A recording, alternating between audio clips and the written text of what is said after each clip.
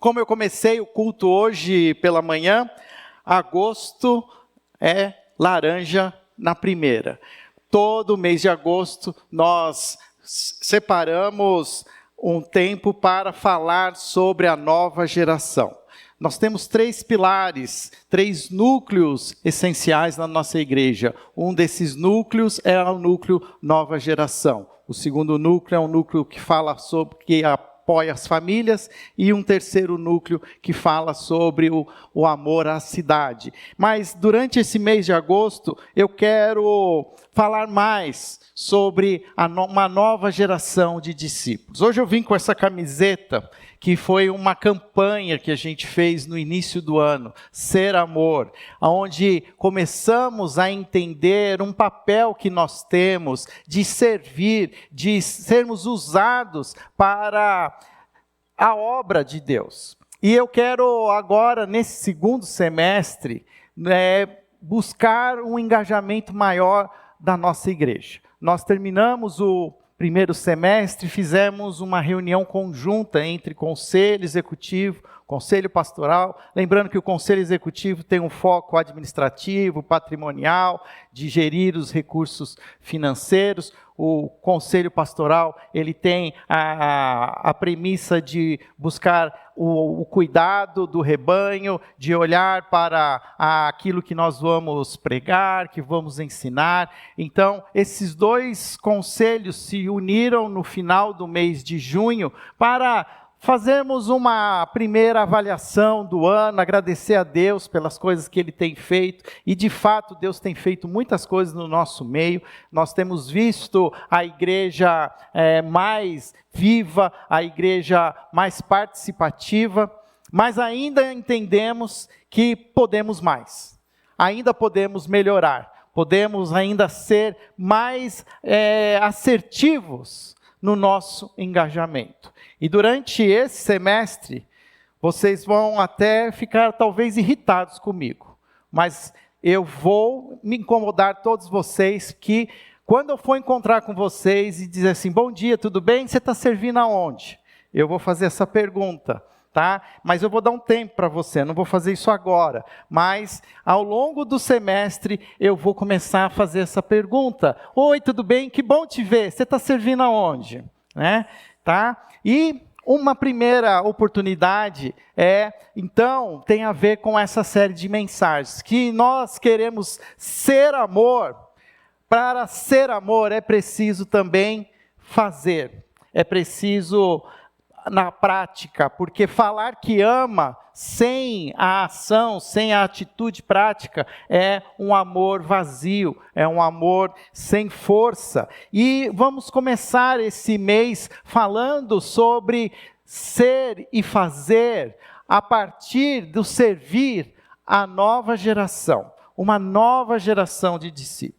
Nós somos uma igreja centenária, nós somos uma igreja de mais de 100 anos. Se Deus permitir, em outubro, nós vamos celebrar 125 anos, a partir da data da fundação da primeira igreja, a primeira congregação batista em Campinas. São 125 anos. Eu conheço membros aqui na igreja que têm mais tempo de membresia nesta igreja do que eu de idade. Isso é um contexto que muitas vezes nós não paramos para pensar, que há uma tradição, há uma cultura, há um lastro histórico que essa igreja traz. Mas também nós precisamos entender o tempo em que nós estamos hoje. Nós não podemos mais ser a mesma igreja, vamos dizer, do século passado. Precisamos pensar como ser essa igreja que continua fazendo discípulos, que continua a obedecer na ordem de Jesus, ide por todo mundo e fazer discípulos, para buscar essas novas gerações que estão agora vivendo. Eu sou do século passado. Ontem eu estava sentado com alguns pais de adolescentes, e eu conversando com os pais hoje que têm adolescentes, é uma outra dinâmica. É uma outra maneira de se viver o dia a dia. O mundo mudou, as comunicações mudaram. O conhecimento se expandiu, assim, começou, né? Hoje quem é mais velho que nem eu, assim, do século passado, a gente fica perdido. Cada dia é uma novidade. Cada dia é uma nova tecnologia, é uma nova maneira de se fazer as coisas. Gente, você já viu esse chat GPT? Ele pode até fazer a mensagem para mim, se eu quiser. Se eu disser para ele, faça uma mensagem servindo a uma nova geração de discípulos, ele acha até para mim um versículo. É impressionante como hoje mudou. E nós precisamos entender que a igreja precisa também estar sensível. A minha água ficou ali, eu esqueci de trazer. A gente precisa ser uma igreja sensível a essa nova geração.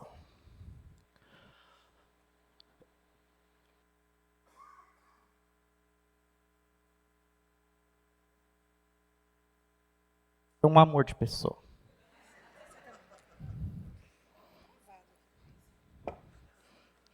Eu fui elogiar. Obrigado, meu amor. Hashtag tamo junto. Hashtag, tá vendo? Você sabe o que é isso? Né? Enfim. Mas, uma pergunta que não quer calar, que eu creio que é talvez o nosso maior desafio. Será que quando nós deixarmos esse plano, esse tempo, quando tivermos a oportunidade de nos juntar a Jesus nas regiões celestiais, e aqueles que aqui ficarem, será que entre os que ficarem estarão os nossos filhos? Estarão os nossos netos? Estarão os nossos bisnetos? Um dos maiores desafios e um dos maiores temas da minha oração é orar pelos meus filhos, para que eles continuem apaixonados por Jesus e servindo a igreja de Jesus. Acho que nós não vivemos nenhum outro momento de tanta crise, de tanta antipatia com a igreja. Muitos de vocês que estão sentados aqui hoje já foram traumatizados, machucados e feridos pela igreja.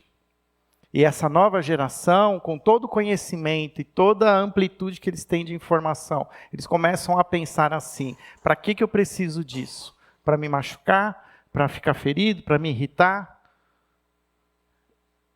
Então nós precisamos começar a pensar mais.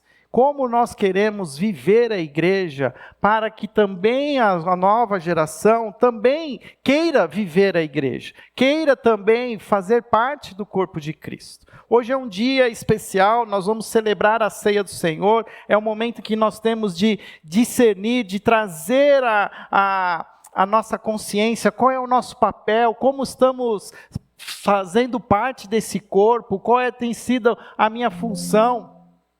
E nós não podemos repartir esse pão hoje sem ter essa consciência de que nós também temos um legado a ser transmitido.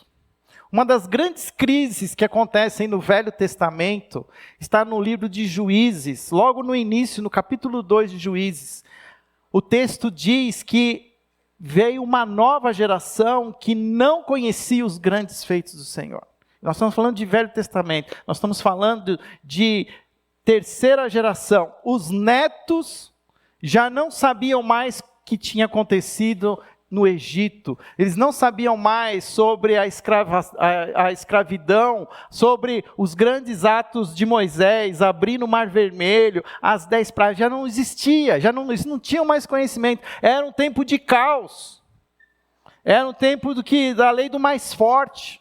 Olha, se você lê Juízes, você fica escandalizado. Se nós nos escandalizamos com os nossos dias, você não imagina como era o contexto de Juízes. E era apenas uma terceira geração após tudo aquilo que Deus tinha feito para trazer o povo e reunir o povo na terra prometida. A terra que era a terra da promessa, agora era uma terra de caos, de banho de sangue, de imoralidade, de violência. porque existia uma nova geração que não conhecia os grandes feitos do Senhor. E nós não podemos deixar isso acontecer. Há um legado nas nossas mãos. Nós temos a mensagem, nós temos a palavra da fé, uma palavra de esperança, de amor, e ela precisa ser transmitida para essa nova geração. E nós precisamos pensar sobre isso. Eu quero que você abra sua Bíblia no texto que se encontra no livro de Mateus, o Evangelho de Mateus, no capítulo 4. Jesus está começando o seu ministério, Mateus capítulo 4. Nós vamos ler do versículo 18 ao versículo 22. Esse texto é um texto tão precioso que ele é narrado nos 4 evangelhos. A minha Bíblia é uma Bíblia que foi editada com algumas informações. Ele coloca aqui, Jesus chama os primeiros discípulos e inclui que esse texto está também no livro de Marcos, está também no Evangelho de Lucas e está também no Evangelho de João. Então, se alguma coisa está descrita 4 vezes, é porque há uma história que precisa ser relida, contada e repetida. E o texto diz assim: andando à beira do mar da Galileia, Jesus viu 2 irmãos, Simão, chamado Pedro, e seu irmão André. Eles estavam lançando redes ao mar, pois eram pescadores. E disse Jesus: sigam-me, e eu os farei pescadores de homens. No mesmo instante, eles deixaram as suas redes e o seguiram. Indo adiante, viu outros 2 irmãos, Tiago, filho de Zebedeu, João, seu irmão, e eles estavam no barco com seu pai. Zebedeu, preparando as suas redes, Jesus os chamou e eles deixando imediatamente seu pai e o barco o seguiram. Senhor, ajuda-nos a entender a Tua palavra, ajuda-nos com a iluminação do Teu Espírito, a perceber como podemos aplicar, Senhor, essa história aos nossos dias. Essa é a nossa oração, em nome de Jesus. Amém. O título da minha pregação é chamados para ser discípulos de todas as idades. Chamado para ser discípulos de todas as idades. O discipulado é um processo. Você vai ouvir muito eu falar sobre ser discípulo. E ser discípulo é participar de um processo de discipulado. E como é esse processo discipulado? O processo discipulado é simplesmente, se é que pode ser descrito de uma maneira simples, seguir e aprender com Jesus. Seguir Jesus e aprender com Jesus. Isso é o discipulado. Jesus chama aqueles homens para ser seus discípulos. Nós vivemos 2000 anos depois dessa narrativa, a gente vai incorporando as palavras e às vezes vai deixando de entendê-las na sua essência. Mas um discípulo, ele é diferente de um aluno. Porque o aluno, ele estuda, ele se prepara para ser aprovado. Todo aluno passa por uma prova. Se você estuda alguma coisa e não tem prova, olha, questione esse curso. Porque o que o aluno precisa fazer? Ele precisa provar que teve o conhecimento. Ele faz a prova, ele é reprovado ou aprovado, mas depois disso, está por sua conta e risco, Ganhou diploma, ou ganhou ali o certificado do ensino médio, vai fazer agora a faculdade, aí vai ter que decorar tudo de novo, porque não aprendeu nada, porque ele só fez prova e só reteve informação para fazer prova, vai ter que fazer cursinho de novo. Mas isso não é ser discípulo. Quando Jesus convida as pessoas para serem discípulos dele, discípulas, ele não está nos chamando para ser alunos, ele está nos chamando para conviver com ele, para aprender com ele no dia a dia, para se relacionar, para vir sentar à mesa. Olha, vamos sentar, vamos comer juntos, vamos falar sobre as nossas lutas, sobre as dificuldades da vida, vamos caminhar juntos. Eu gosto demais daquele convite que Jesus faz no capítulo 11 de Mateus. Está cansado, sobrecarregado? Eu os aliviarei. Venha comigo, que o meu fardo é suave, meu jugo é suave, meu fardo é leve. Jesus sempre tem um convite. Jesus faz um convite para segui-lo, para sairmos da nossa zona de conforto, para sairmos da mesmice. É um movimento. O discipulado é um movimento. E olha, eu quero aqui olhar primeiro para esse chamado de Jesus no versículo 18 e 19. Ele estava andando à beira do mar da Galileia e ele viu 2 irmãos, Simão, chamado Pedro, e o seu irmão André. Eles estavam lançando redes ao mar, pois eram pescadores. O chamado que Jesus faz é para todo mundo, inclusive para pescadores. Algum tempo atrás, agora, teve uma grande tragédia ecológica na bacia do rio Piracicaba. E depois da contaminação ali do rio Piracicaba, o que nós vimos era os que mais foram afetados foram aqueles pescadores artesanais ali naquela região de Piracicaba. E não sei se vocês prestaram atenção nas condições sociais desses homens, dessas famílias, dessas mulheres. São pessoas simples, pessoas que não têm muito conhecimento, de alguma maneira necessitam ali da extração, da pesca para a sua subsistência. E Jesus chama pessoas como essas. Se Jesus chama pessoas simples, então ela chama você também. Porque há lugar para todos no discipulado com Jesus. E olha que curioso, ele não chama as pessoas na igreja, como seria no tempo antigo, no templo. Ele vai no dia a dia, ele nos chama aonde nós estamos para ser discípulos. Ele vai aonde? Ele vai atrás de nós, nas nossas rotinas domésticas. O que eu estou fazendo aqui, na verdade, eu estou contradizendo o que próprio Jesus fez, porque Jesus não ficou juntando as pessoas e falando assim, olha, quem quer me seguir, levanta a mão. Jesus foi atrás de cada uma delas em seus contextos domésticos, em os seus dias a dia. Jesus foi na casa daqueles irmãos. Isso me diz que as nossas casas são espaços para convites para Jesus. Jesus quer ir na nossa casa, quer chamar os nossos filhos. Interessante aqui, porque depois ele vai chamar outros 2 irmãos e fala sobre Zebedeu. E Zebedeu estava junto pescando e consertando redes, tudo. Qual vai ser a sua reação se Jesus chamar o seu filho? Ou a sua filha? E chama ele para ser um discípulo dele, mas um discípulo que vai ter que sair de casa, que vai ter que aceitar algum desafio em algum país onde a fé cristã é ilegal. Será que nós deixaríamos? A gente conhece a história, o final da história desses homens. Nenhum deles sobreviveu. Nenhum deles sobreviveu. Todos foram mortos, porque aceitaram o convite de Jesus, com exceção de João, que depois eu acho que ele queria ter morrido, tanto que ele sofreu, porque apanhou muito.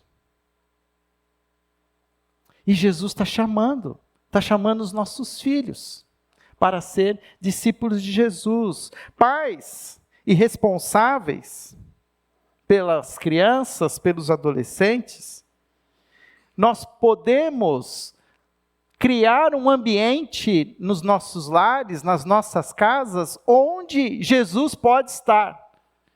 E pode estar para convidar os nossos filhos a segui-lo. Isso nós fazemos através das nossas ações, das nossas atitudes diárias, servindo de exemplo vivo para os nossos filhos. Há um desafio de trazer os nossos filhos para a igreja. Foi como eu comecei.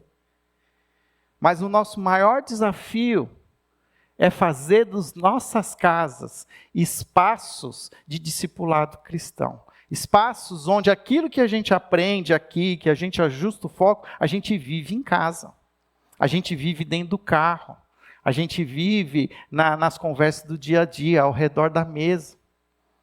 Se fôssemos contar as horas na semana que os nossos filhos têm oportunidade para estar na igreja, elas são mínimas.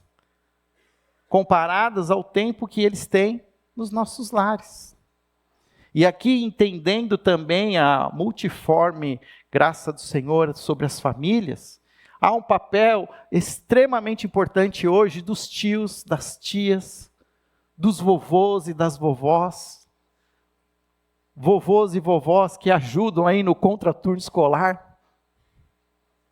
Tem a oportunidade de ministrar na vida dessas crianças, dos seus netos, oferecendo eles a palavra, a oração, o discipulado. Nós fomos chamados para fazer outros discípulos. E é interessante ver aqui a história, que a resposta desses homens, desses irmãos, foi imediata. Pedro e André, diz lá, no mesmo instante, a minha Bíblia diz assim, no mesmo instante, eles seguiram Jesus. A gente pode pensar, nossa, mas que exagero. Será que eles não pensaram? Se você for ler o texto paralelo que está em Lucas, Lucas registra que aconteceu um milagre nessa história. Eles tinham ficado a noite toda pescando e nada.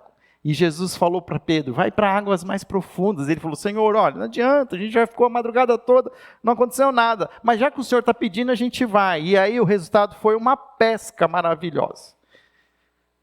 Muito daquilo que convenceu esses homens, tinha a ver com aquela experiência que eles viveram no início da manhã com Jesus. E os nossos filhos, eles precisam viver essas experiências com Jesus.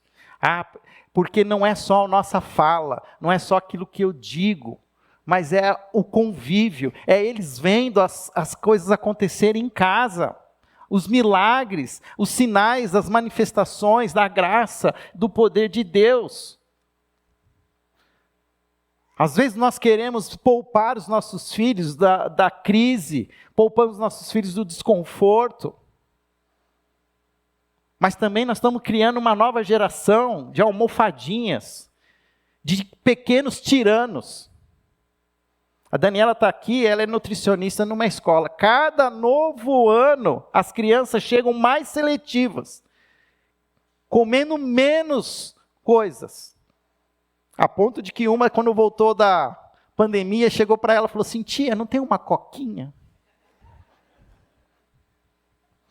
Aí essa é a piada interna lá em casa, né? Quando a comida está servindo, fala, Dani, tem uma coquinha? E as crianças, e eu falo de crianças, mas vamos falar também dos adolescentes. Essa faixa etária que traz tanto tumulto. Ontem, sentando com alguns pais de adolescentes, e aqui eu vou fazer um convite para você. Todo primeiro sábado do mês, existe um encontro aqui na nossa igreja com os jovens. O J1, o comum. E nós estamos combinando com os pais de adolescentes, para os pais trazerem os filhos, para eles também terem esse espaço de culto, numa linguagem mais jovial, moderna, mais alta, mais barulhenta, né? Enfim. Mas ao mesmo tempo, já que você veio trazer o seu filho, a gente vai estar sentando junto e estar conversando sobre essa dinâmica de ser pai de adolescente, mãe de adolescente. Escolhemos um livro, foi muito bom o papo ontem. E sabe que nós aprendemos juntos? Que a adolescência é um presente de Deus para os pais. Olha só que coisa louca. Porque geralmente quando os nossos filhos chegam na adolescência, nós já estamos na meia-idade. A gente já está mais para lá do que para cá. A gente tem mais boleto, né, do que sonhos.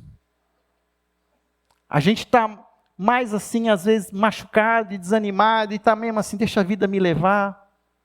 Né? E de repente, na nossa casa tem um adolescente, o adolescente tumultua, ele confronta. É um presente de Deus para que você cresça na sua fé. Porque o seu filho está agora, sua filha te contestando. E aí, essa fé cristã é só isso? É só isso? E é a hora do vamos ver. Mas isso a gente vai aprendendo junto, como comunidade, caminhando com Jesus, no discipulado, mas também entendendo que os nossos filhos precisam experimentar, para que quando forem também ter a oportunidade de serem convidados por Jesus, eles aceitem. Eles aceitem. E nós, como pais, a gente libere-os. Mesmo que o convite de Jesus seja para que eles saiam de casa, como foi na casa de Zebedeu, que ficou sozinho lá costurando a rede. Perdeu 2 homens bons de serviço. Eu sei que muitos de nós queremos que os nossos filhos sejam grandes homens e mulheres, profissionais, que estudem em grandes universidades, façam bons cursos, que ganhem bastante dinheiro. Amém por isso. Mas a gente precisa ensinar os nossos filhos o que eles vão fazer com esse dinheiro. Esse dinheiro precisa servir a Jesus. Se eles forem médicos, que eles sejam grandes médicos, em nome de Jesus. Sejam médicos que não só estejam interessados em ter um consultório lindo e maravilhoso no Cambuí, mas também sejam médicos que queiram ir para campos de refugiados, levar o amor de Jesus através da sua vocação, e assim com todas as outras áreas. Nós cristãos hoje, nós estamos mais interessados em quanto nós vamos ganhar, quanto mais a gente vai ter de coisas, do que nós vamos fazer com aquilo que nós já temos. E Jesus está nos chamando para servir, para sair, para deixar aquilo que nos prende. Qual foi a grande crise daquele jovem rico? O dinheiro. Ele sabia tudo, ele sabia todas as leis. E aí Jesus falou o que para ele? Venda tudo que você tem e me siga. Ele abaixou a cabeça e foi embora. Será que nós estamos ensinando os nossos filhos que o dinheiro é mais importante do que a fé em Cristo Jesus? E assim nós temos o chamado das famílias. Nós, como famílias, nós somos chamados a entender esse discipulado, a entender que Jesus está chamando os nossos filhos para segui-lo. E nós vamos buscar criar as melhores oportunidades, os melhores ambientes para eles. E nós vamos trabalhar juntos como igreja. Eu sei que isso é um grande desafio e eu não quero aqui dizer para vocês que isso é uma responsabilidade só de vocês. Eu entendo que como igreja nós precisamos trabalhar juntos. Eu fiz uma projeção que eu vou pedir para colocar na tela. Rick, me avisa aí quando entrar. Isso. Não sei quantos de vocês conhecem a nossa visão como igreja. Quando a gente fala de visão, nós falamos de algo que nós queremos ser, nós estamos olhando para o futuro. Quando olharmos para o futuro, se essa igreja tiver a oportunidade de comemorar lá na frente seus 250 anos, nós queremos que essa igreja seja como? Uma igreja formada de discípulos de Jesus de todas as gerações, que promove a reconciliação espiritual das famílias e reparte o amor com a cidade. Mas hoje eu quero falar dessa igreja que forma discípulos, que ajuda as famílias nesse discipulado a viver esse relacionamento dia a dia com Jesus. A nossa própria identidade visual, ela fala desse movimento que nós queremos como igreja, que começa com a fé. A fé que precisa ser ensinada a uma nova geração, através do discipulado. E essa fé, ela promove reconciliação, ela promove transformações, ela traz novas esperanças para a família. Famílias são transformadas, são reconciliadas. E essas famílias, elas têm um papel de transmitir isso, transmitir esse amor, uma missão. E muitas vezes nós estamos saindo em missão sem passarmos por esse discipulado. Esse estar juntos, esse aprendizado. Por isso que eu falo que nós queremos como igreja ter esses núcleos muito fortes, núcleos como o da nova geração, como o núcleo de famílias, como o núcleo, porque nós também precisamos entender que todas nós, como famílias, moramos numa cidade. Em Jeremias, o povo estava lá exilado na Babilônia, triste, chorando, querendo voltar para Jerusalém, e o que o profeta diz para eles é o quê? Vivam e prosperem para a paz da cidade. A nossa cidade não é Campinas, nós esperamos pela nova Jerusalém, mas enquanto estamos aqui, vamos viver o amor de Jesus. E duas grandes influências, criadas por Deus, podem conviver juntas: a força das famílias e a força da igreja. Nós usamos a cor vermelha para identificar as famílias, porque é onde Deus deseja trazer a salvação. Crê no Senhor Jesus Cristo, será salvo, tu e tua casa. Deus deseja alcançar com o sangue de Jesus as nossas famílias. O vermelho identifica as famílias, o amarelo identifica a igreja. A igreja, como nós, Jesus diz, vocês são a luz do mundo. E se nós unirmos essas duas grandes influências, a salvação e a luz do mundo, o amarelo e o vermelho, a gente tem um efeito laranja. E é isso que nós estamos querendo pedir aqui. Por isso que eu falo que agosto é o mês laranja. Porque nós queremos fortalecer não só as famílias, mas a igreja nesse papel de parceria. Aquilo que a gente promover aos finais de semana aqui, tem que ser também repercutido em casa. Precisa continuar. A igreja, gente, a igreja não é uma prestação de serviço. Eu servi numa outra igreja antigamente, em que eu era pastor da nova geração. E tinha pais que deixavam os filhos na igreja e eles iam fazer compra no Carrefour. A igreja virava mais um espaço de prestação de serviço, e nós não vamos ser isso. Nós queremos ser um espaço onde estamos trabalhando em conjunto. Aquilo que você está falando na sua casa, nós estamos falando aqui também. E aquilo que a gente falar aqui, nós vamos falar lá. E nós vamos querer melhorar esse trânsito, essa operação. Hoje, nós temos um trabalho com as crianças chamado Primeira Kids. Primeira Kids é um trabalho que alcança crianças de 2 a 9 anos. Nós temos hoje 1, 2, 3 salas. E nós queremos hoje preparar salas melhores aqui num ambiente que nós temos no espaço superior.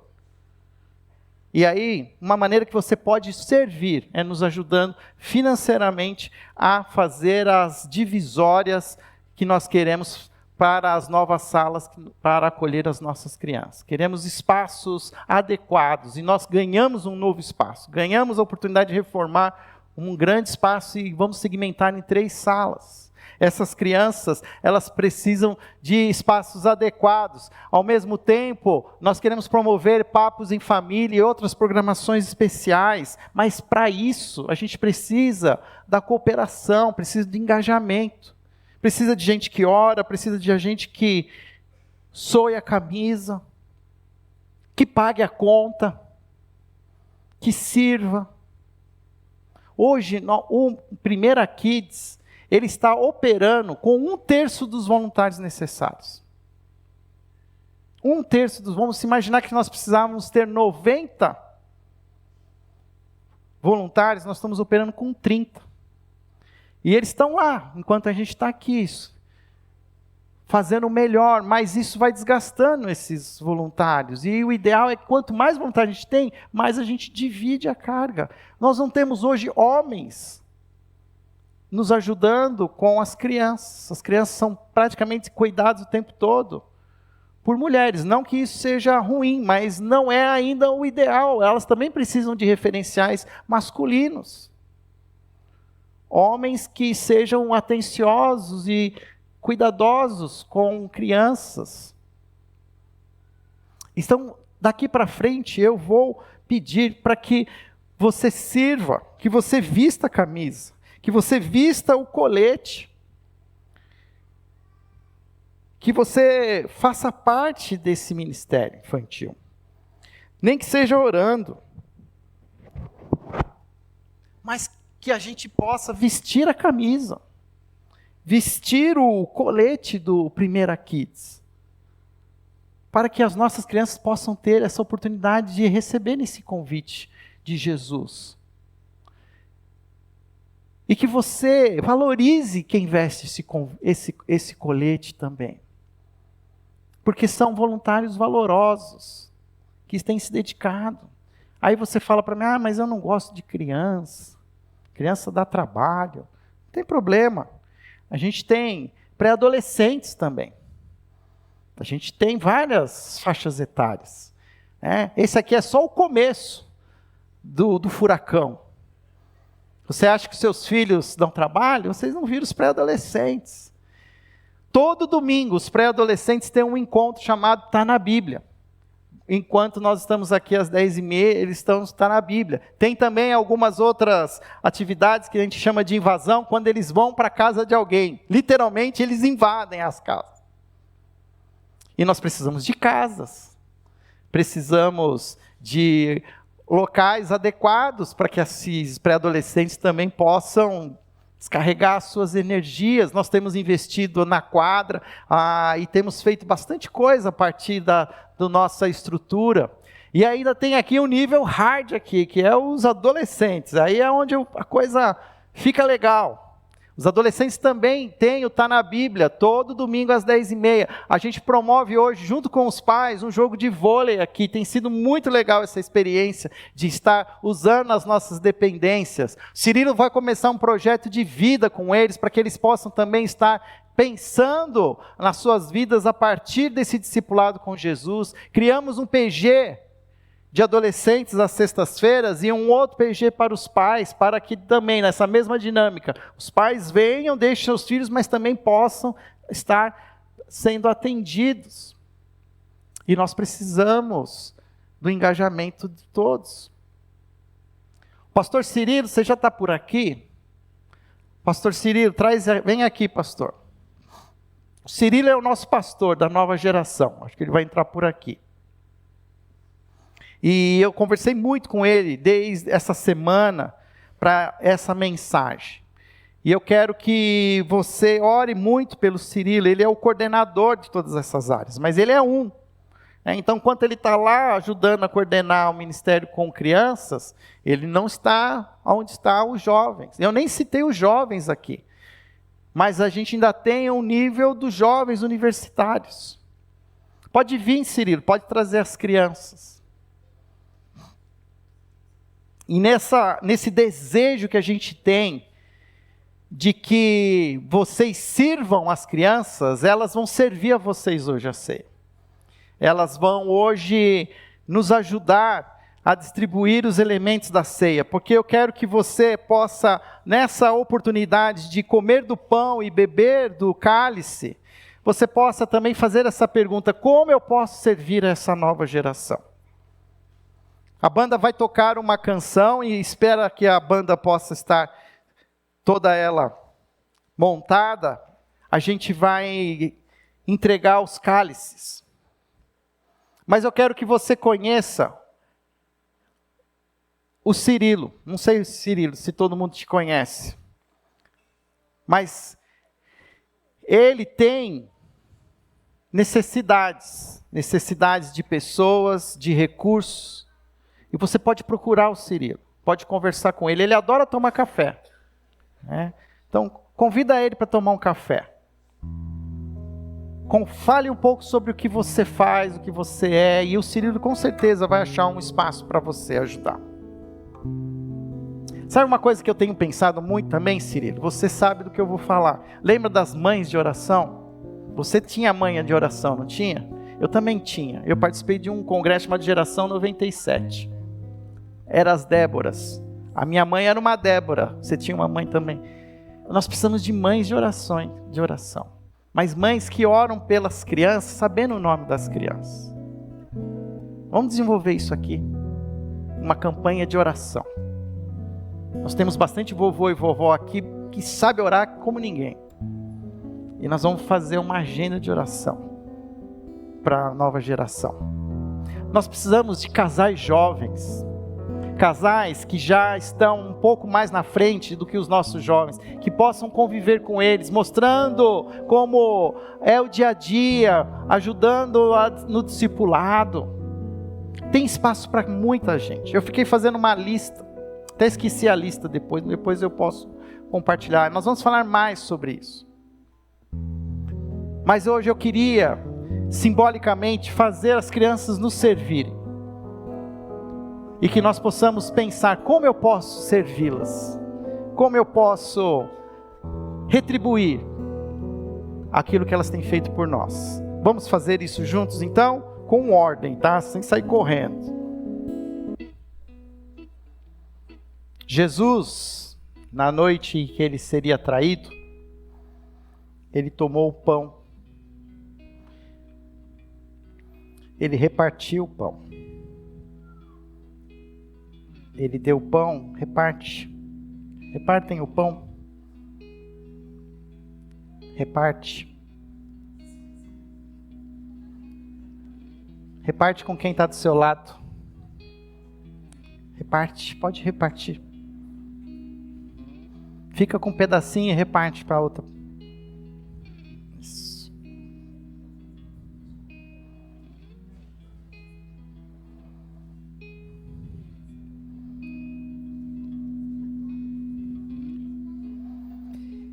Aí Jesus pegou esse pão. Não ganhou? Reparte um pedaço com o Joca. Não sejam engulosos. Espera. Nós vamos comer juntos. Jesus, na noite que ele foi traído, ele ia ser preso e crucificado na cruz, ele está com seus discípulos reunidos numa mesa. E ele pega esse pão, e ele reparte, e ele entrega um pedaço para cada um. E ele pede para que as pessoas olhassem o pão. Olha o pão que está na sua mão. Ele diz assim: esse pão, ele representa o meu corpo. Se você come desse pão, quer dizer que você é parte do meu corpo, que você faz parte da minha família. Você é meu irmão, você é minha irmã. E se você tem esse entendimento, faça isso. Coma em nome de Jesus. Pode comer o pão.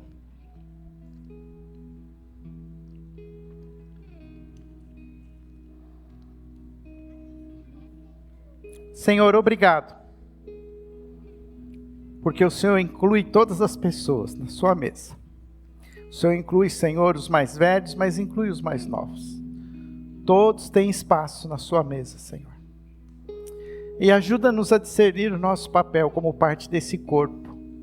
A servir essa nova geração, Pai, que precisa entender com mais profundidade o que é seguir a Jesus, diante de tantos desafios que temos, Senhor, no nosso século.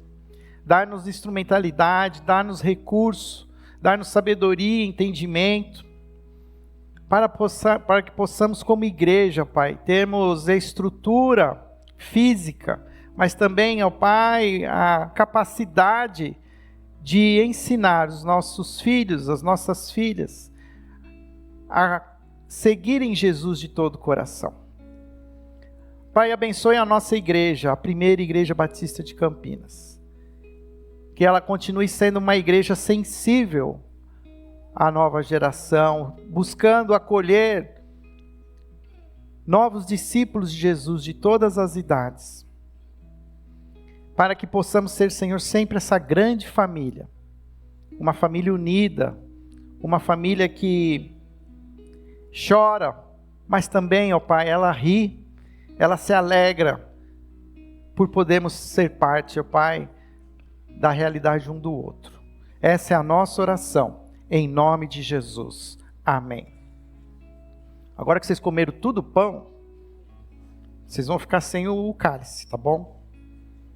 Mas vocês já ficaram com uma parte, metade, né? Se você tem o cálice na sua mão, Jesus também tomou nas suas mãos uma taça, um cálice.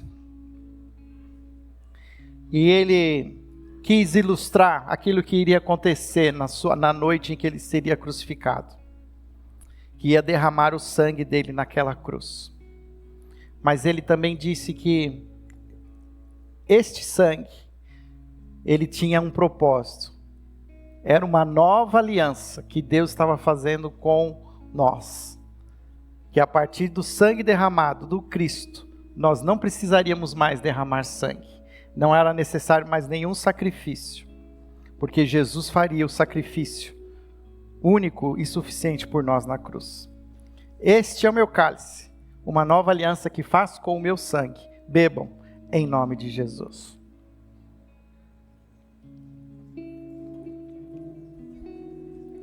Senhor, obrigado pelo sangue de Jesus derramado na cruz.